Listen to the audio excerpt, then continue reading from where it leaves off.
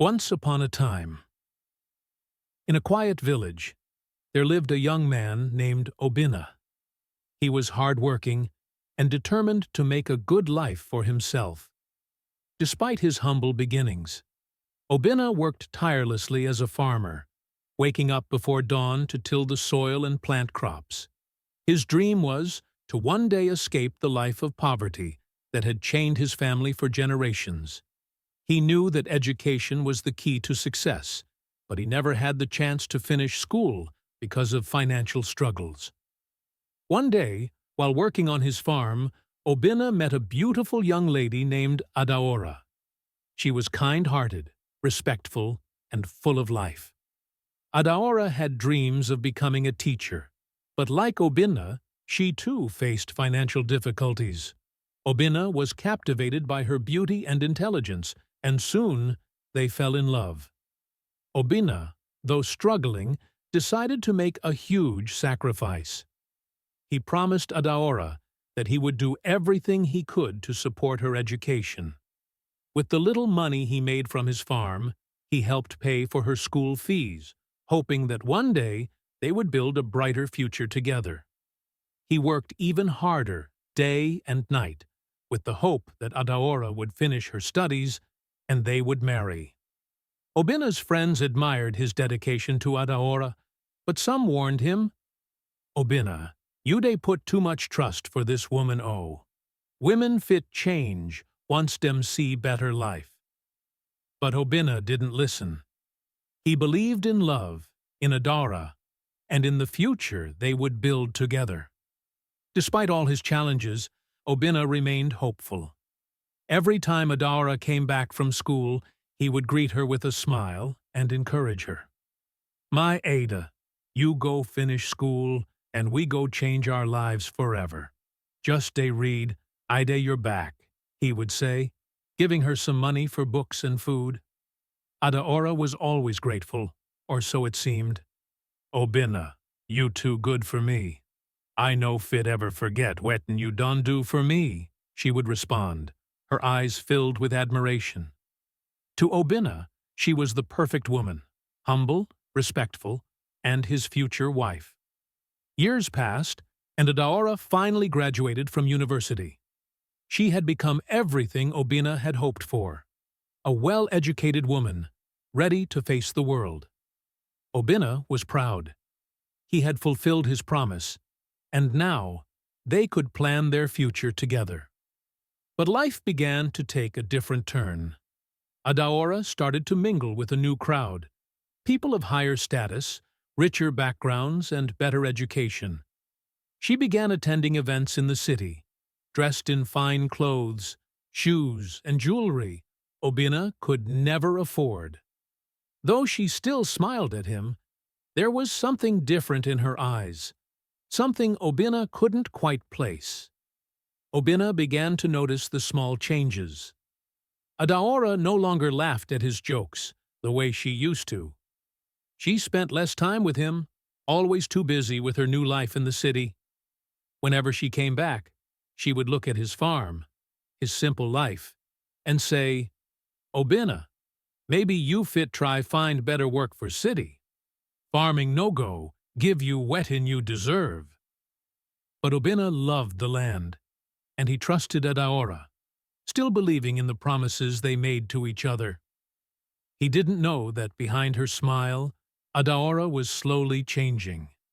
Her new friends, her new life, it was pulling her further away from him. Obinna was still hopeful. He believed in the love he shared with Adaora and was ready to take their relationship to the next level. After years of hard work and sacrifice, he decided it was time to meet Adaora's family and officially ask for her hand in marriage. But behind the scenes, something troubling was brewing.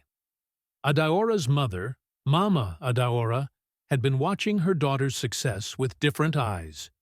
She had big dreams for Adaora, and in her mind, Obinna was not part of the picture. As far as Mama Adaora was concerned, her daughter's education was a ticket out of poverty, and Obinna, still a simple farmer, wasn't good enough anymore. One evening, Mama Adaora sat Adaora down for a serious conversation. Ada, you don't finish school. You dey meet big men for city now. Wetin you still dey do with this Obinna? You fit find man, we go fit take care of you and our family. Forget this poor farmer, he no reach your standard. Mama Adaora said firmly. Mama, but Obinna help me, he pay my school fees, he sacrifice everything for me. I no fit just forget him like that, Adaora responded, torn between loyalty and the new life she was exposed to. Mama Adaora shook her head. That one a past. Look at you now, Ada. You done big. You no fit continue with this poor man. Na suffering day wait you if you follow am.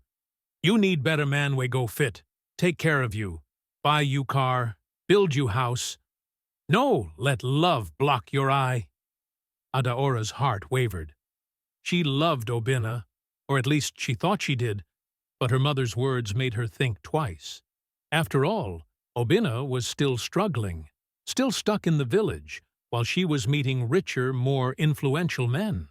Meanwhile, Obinna, full of excitement, gathered his closest friends and prepared for a formal introduction to Adaora's family. He knew the road had been tough, but he believed love would win in the end. His friends, though hesitant, supported him and reassured him that everything would go well. The day of the introduction finally came. Obinna, dressed in his best clothes, along with his friends, headed to Adaora's family home with gifts in hand, ready to make his intentions known. As they knocked on the door, it was Mama Adaora who answered. Her eyes immediately narrowed when she saw Obinna and his friends standing there. Without hesitation, she stepped out, blocking the entrance. "Wetin una dey do for here?" Mama Adaora asked coldly. Obinna, trying to remain polite, spoke up. "Good afternoon, Ma. I come to greet you and your family. I want formally introduce myself and talk about my intentions for Adaora." Mama Adaora scoffed and looked him up and down. "You? With this your farmer life? My daughter no day house," she snapped, waving her hand dismissively. "Go back to your village. You no fit take care of my daughter." Obinna was stunned. He had never imagined Adaora's mother would reject him so openly. His friends tried to step in, but Mama Adaora was firm.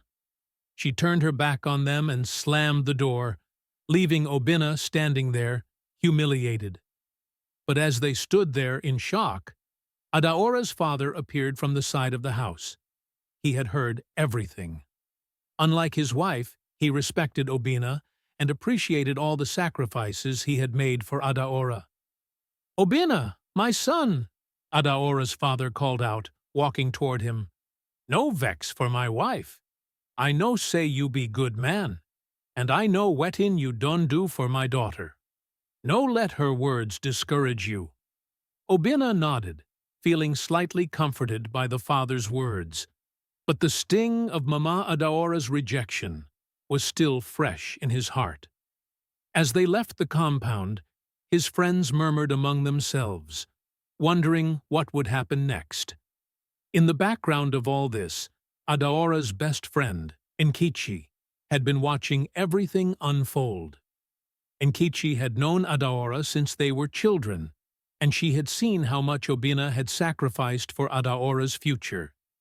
Unlike Mama Adaora, Nkechi believed in true love and was always there to advise Adaora to stick with Obinna. "Obinna na good man, Ada," Nkechi would often say. "This kind love no day easy to find. No let money and big city life carry you go the wrong way." But Adaora was no longer listening. Every time Nkechi advised her, she would brush it off, focusing instead on the glamorous life her mother and new friends were pushing her toward.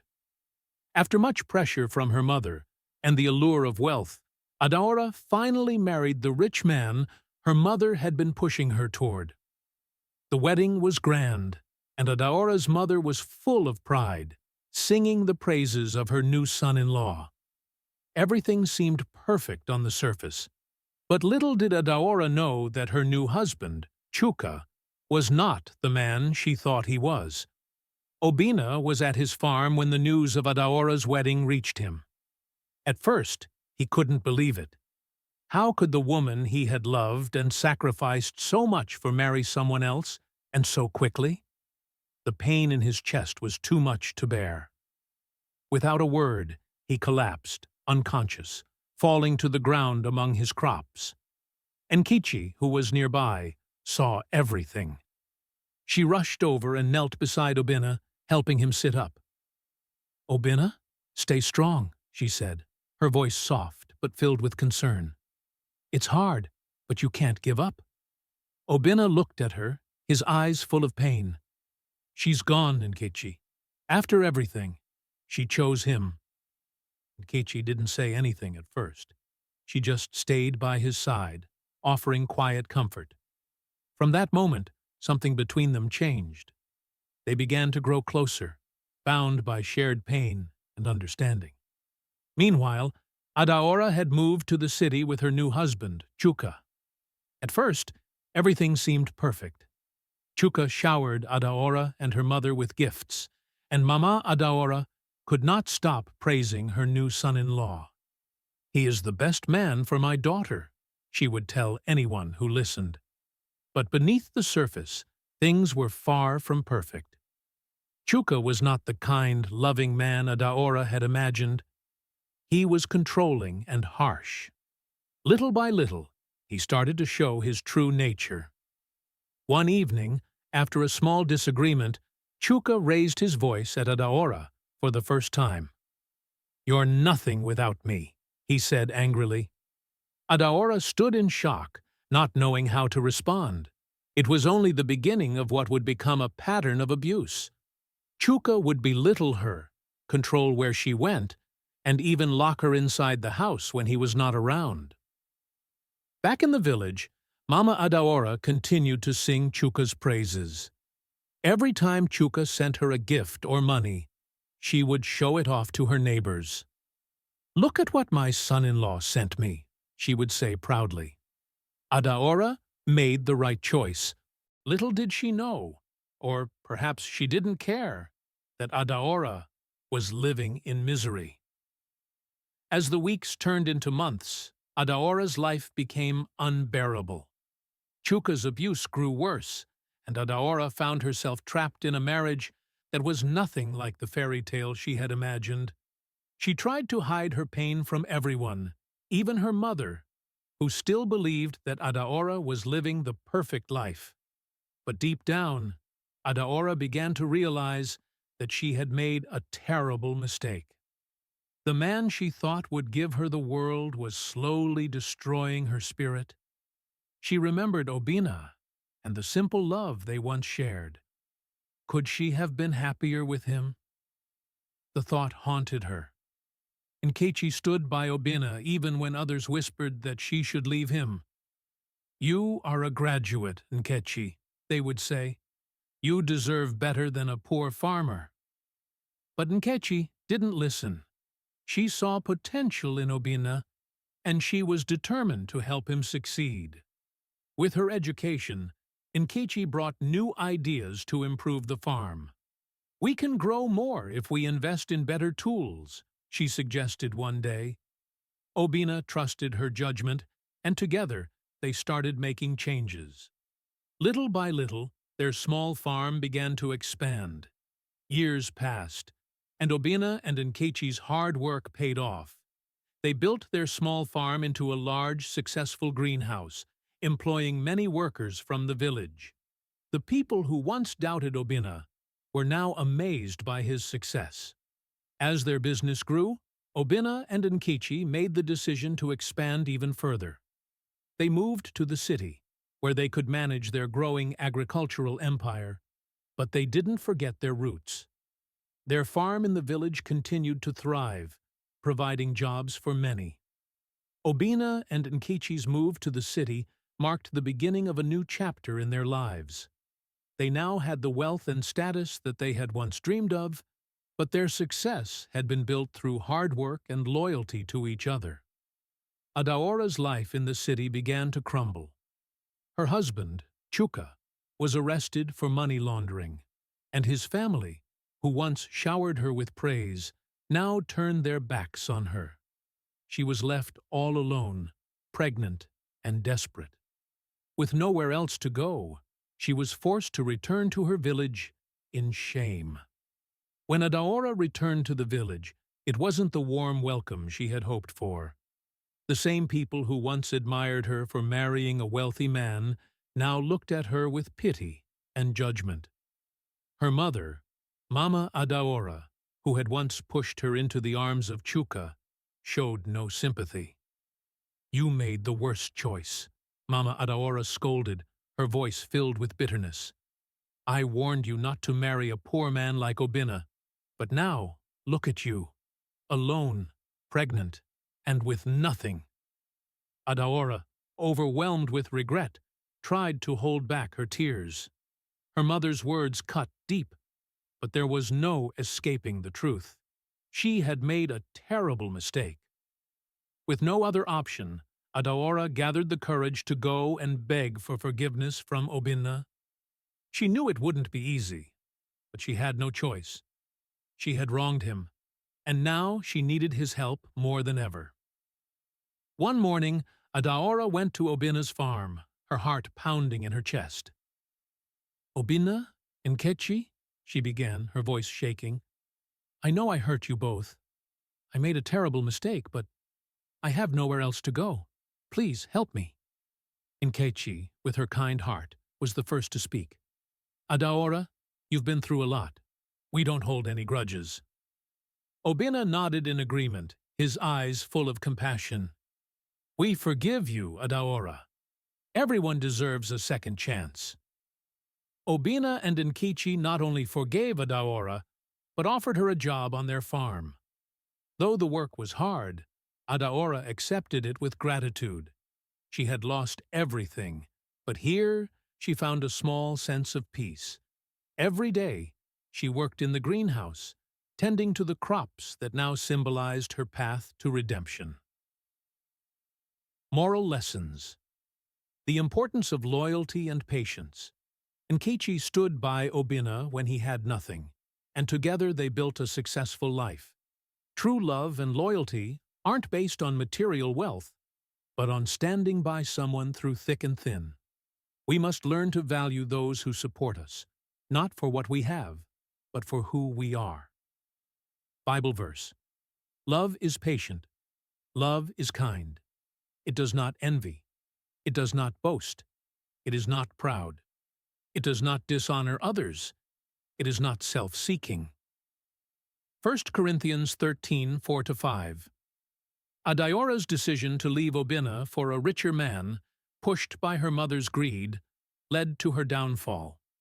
The story warns against chasing after wealth and ignoring the value of character and humility. If you enjoyed this story and its valuable lessons, don't forget to like, share, and subscribe to Foxy Story for more engaging and inspiring tales. And don't forget to leave a comment below. What did you learn from this story? We'd love to hear your thoughts. Stay tuned for the next chapter.